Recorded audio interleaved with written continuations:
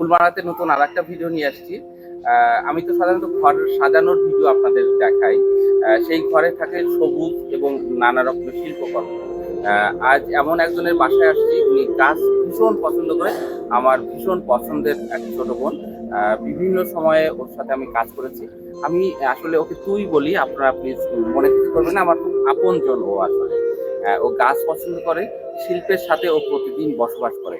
ও কিভাবে সেই গাছগুলোকে বড় করেছে, কিভাবে গাছের সাথে কথা বলে এবং গাছগুলোকে সুন্দর করে উপস্থাপন করে। ওর কাছ থেকে আজকে অনেক কিছু আমি শিখবো, আপনারাও শিখবেন। তো চলুন ওর বাগানে দেখি ও গাছগুলো কিভাবে যত্ন করেছে, কিভাবে গাছগুলোকে বড় করেছে। সবাইকে শুভেচ্ছা। ঘর সাজাতে কে না পছন্দ করে বলেন, আর সেটা আমিও তার ব্যতিক্রম না। আমার কাছে মনে হয় যে ঘর আমি যেভাবেই সাজাই না কেন, একটুকু সবুজ যদি না থাকে তাহলে বোধহয় ওটা সম্পূর্ণ হয় না। সে কারণে গাছ আমার খুব পছন্দ। আমি আমার যে কোনো একটা পেইন্টিংই হোক, একটা বই হোক, একটা শোপিস হোক, সাথে একটা গাছ রাখার চেষ্টা করি। এবং সেই গাছটা আমার ছাদ বাগান ভর্তি, প্রচুর গাছ। আসুন আমার বাগানটা ঘুরে দেখি। আমি তো বলেছি যে ছাদ বাগানের গাছ আমার সন্তানের মতো। তার মধ্যে একটা বিশেষ জায়গা নিয়ে আছে এই পদ্ম ফুলগুলো, এই গাছগুলো। এগুলোর পেছনের একটা বিশাল গল্প আছে। অনলাইনে আমি অনেকের পদ্ম দেখেছি এবং দেখেছি যে এটা ছাদে করতে পারছে।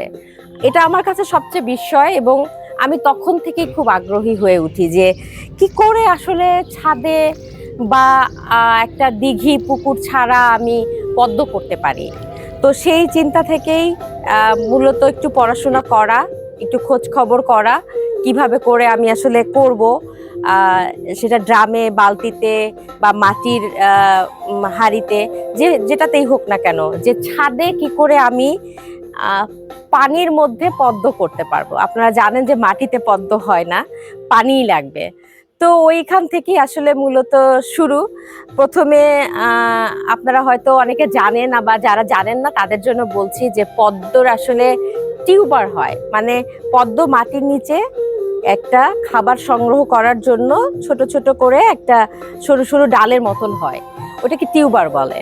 তো ওই টিউবারটাই হচ্ছে পদ্মের প্রাণ। আমি চাই যে আপনারাও বালতিতে কিংবা মাটির পাত্রে ট্রাই করেন, ছাদে একটা বারান্দায় রাখতে পারেন যেখানে খুব আলো হাওয়া আছে।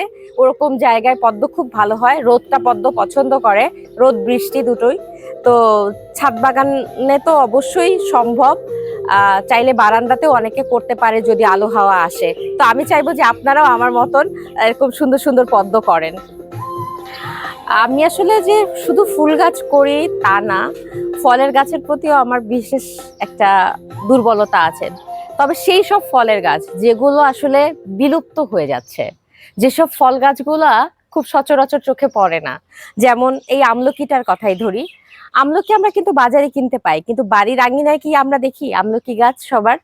আমার কিন্তু উদ্দেশ্য হলো সেই সব গাছগুলোকেই আমার ছাদ বাগানে নিয়ে আসা, যেগুলো প্রায় হারিয়ে যাচ্ছে কিংবা সহজে যাদেরকে দেখা যায় না। তো এইটা সেই কারণে এইটা আমলকি গাছ। এখানে একটা ইন্টারেস্টিং, এখানে তো একটা কাগজি লেবু গাছ আছে, আর এটা একটা মিষ্টি জলপাই না, এটা হচ্ছে একটা তেঁতুল গাছ, এটা মিষ্টি তেঁতুল গাছ। আর সবচেয়ে ইন্টারেস্টিং হচ্ছে আমার এই যে মিষ্টি জলপাই গাছে ফুল আসছে। আপনারা হয়তো যারা রুদ্রাক্ষের ফুল দেখেছেন, চিনেন, তারা বলতে পারবেন যে ফুলটা একদম দেখতে রুদ্রাক্ষের ফুলের মতোই, এবং সাদা সুন্দর। আর সাদা যে কোনো ফুলই সুন্দর লাগে। সাদা মানেই একটা শুভ্রতা, একটা স্বচ্ছতা, একটা মনে হয় যে শান্তির প্রতীক। ও সবচেয়ে মজার ব্যাপার কি জানেন, আজকাল টবের ক্ষেত্রে কিন্তু এক ধরনের নতুনত্ব আসছে, যেমন ইকো ফ্রেন্ডলি এই জিও ব্যাগগুলা। আপনি এই ব্যাগগুলা যেমন টেকসই, তেমনি ইকো ফ্রেন্ডলি এবং গাছের জন্য খুব ভালো। কারণ গাছ এখান থেকেও না অক্সিজেন, মাটিরা অক্সিজেন নিতে পারে, কিন্তু যেটা সম্ভব হয় না এই প্লাস্টিকের টব কিংবা মাটির টবে, যেটা সম্ভব হয় এই জিও ব্যাগগুলাতে। তো আমি আসলে অনেকটা এক্সপেরিমেন্টালি বড় গাছগুলাকে আমি জিও ব্যাগে দিয়েছি, কারণ এগুলো ডালপালা ছড়াবে, আরো বেশ বড় হবে। এবং এই ব্যাগগুলো আপনি চাইলে সহজে যেমন রিপটিং করা যায়, তেমনি এই গাছগুলো এই টবগুলো গাছের জন্য খুবই উপকারী। সবচেয়ে আকর্ষণ হচ্ছে এই 12 মাসি আম গাছটা।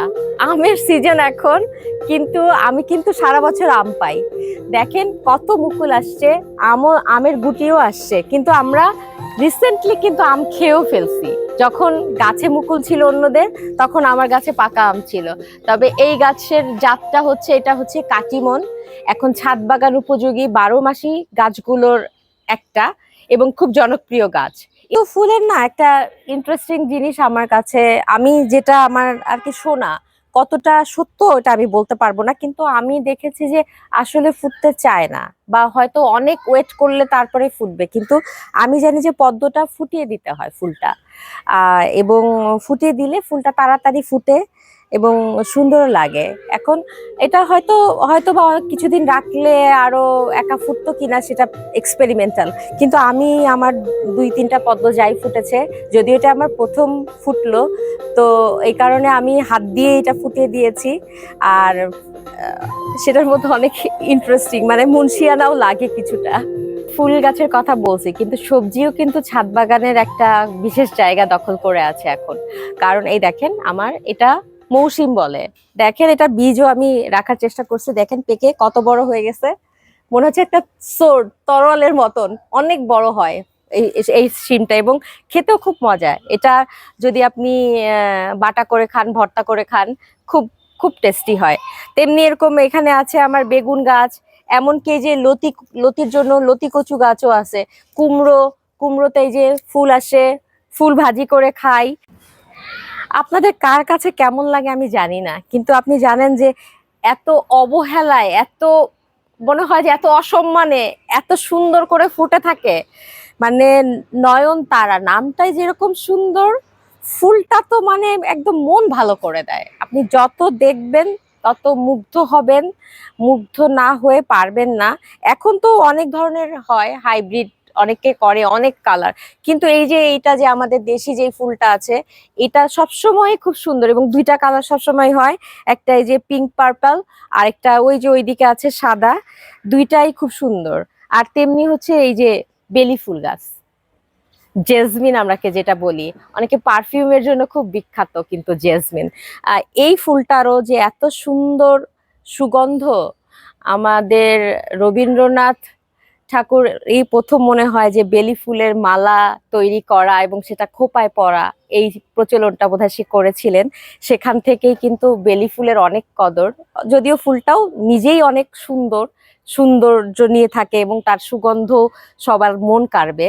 তো সেই জায়গা থেকে এই যে এই ফুলগুলো আসলে খুব কমন, কিন্তু এর সৌন্দর্য এবং এর আভিজাত্য কিন্তু খুবই আনকমন। বলেন তো এটা কি গাছ? দেখছেন কত ধান হবে এখানে?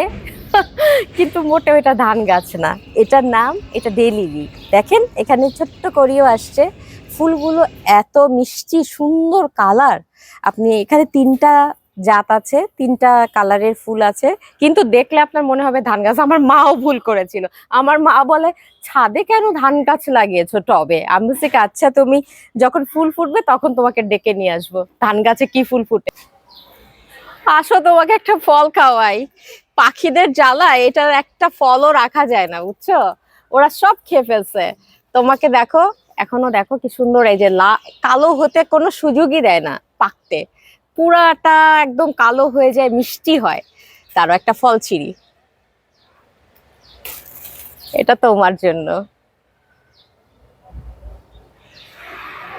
এইটা আমার বারবাডোস চেরি, এইগুলা কিন্তু আমার একদম ফলের রাজ্য। এটা চেরি, এটা এত মজার, এবং পাখিরা, বুলবুলি পাখি, এটা যদি একটুখানি পাকা শুরু করে এটা একদম টকটকে লাল হয়ে যায়, এবং পাখি একটাও রাখে না। এটা পাখির সাথে রীতিমতো যুদ্ধ করে এই ফল পাড়তে হয়। এবং ফল দেখো তুমি, গাছ ভর্তি করে ফল আসছে এখন, অনেক ফল আসছে, অনেক ফল এখন, সব ছোট আছে, পাকলে এটা এক একটা লাল হয়। দাদা মনে আছে তোমার মন্দিরে ওইখানে আমরা কিন্তু এই ফলটা পেরেছিলাম, কালী মন্দিরে, রমনা, ওই টুকটুকে ফল হয় এবং খুব মজার একটা ফল।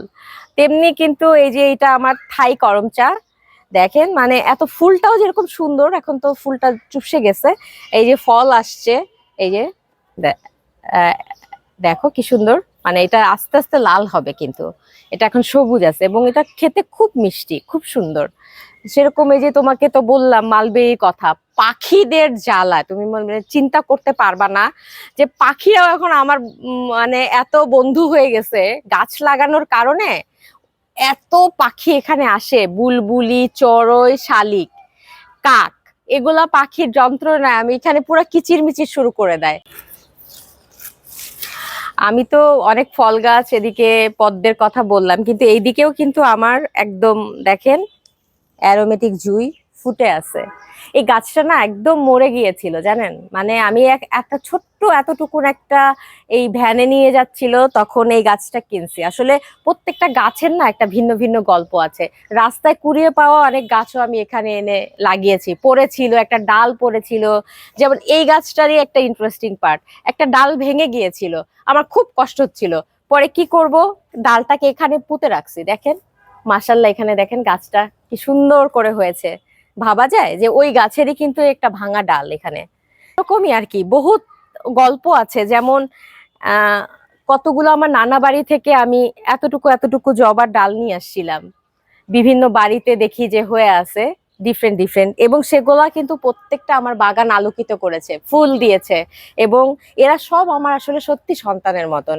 আমি রাতে ঘুমাতে গেলেও আমার টেনশন হয় যে গাছগুলো ঠিক আছে তো। মন খারাপ হলো দৌড় দিয়ে ছাদে চলে আসি, মন খুব ভালো ছাদে চলে আসি। মনটা মনে হচ্ছে যে অস্থির, একটু কোথায় যাই, কোথায় শেয়ার করি, মনে হয় যে গাছের সঙ্গে কথা বলি, গাছকে কিছু বলি। গাছ না প্রাণ দেয় আসলে, আপনাকে বাঁচার অনুপ্রেরণা দেয়। এদেরও কিন্তু স্ট্রাগল আছে। প্রত্যেকটা গাছ নিজেকে অনেক প্রতিকূলতার মধ্যে দিয়ে নিজেকে তৈরি করে, ফুল ফলে আমাদেরকে সমৃদ্ধ করে।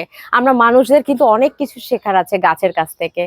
গাছ আসলে আসলে সত্যি জীবন দেওয়ার একটা অপর নাম আসলে বৃক্ষই হওয়া উচিত, যেহেতু সে আমাদেরকে অক্সিজেনও দেয়। তো সেই রকম আপনারাও আমি মনে করি যে একটা হলেও গাছ লাগান নিজের ঘরে, একটা বুকশেলফে, একটা পড়ার টেবিলে, অফিসের টেবিলে, কোথাও এক টুকরো ছোট্ট একটা গাছ রাখেন, দেখবেন যে তাকাবেন অনেক অনুপ্রেরণা পাবেন, মন ভালো হয়ে যাবে, সবকিছু ভালো লাগবে। আজকের এই বিকেলটা আপনাদের সঙ্গে শেয়ার করলাম ফুলমালার মাধ্যমে। ফুলমালা আসলে এই যে প্রকৃতি, শিল্প, আমাদের সংস্কৃতি, আমাদের ইতিহাস ঐতিহ্যের কথা বলে। ফুলমালার সঙ্গে নিজেকে, নিজের এই বাগানটা শেয়ার করতে পেরে আমি নিজেকে সত্যি খুব ভাগ্যবান মনে করছি। এবং আমি চাই যে আপনারাও যদি আরো নতুন নতুন ভিডিও এরকম দেখতে চান, বা আপনারাও যদি যুক্ত হতে চান, তাহলে ফুলমালার সঙ্গেই থাকেন, তাদের সঙ্গে শেয়ার করেন, কথা বলেন, তাহলে আপনারাও হয়তো আপনার শিল্পকেও সামনে আনতে পারবেন। সবাইকে ধন্যবাদ।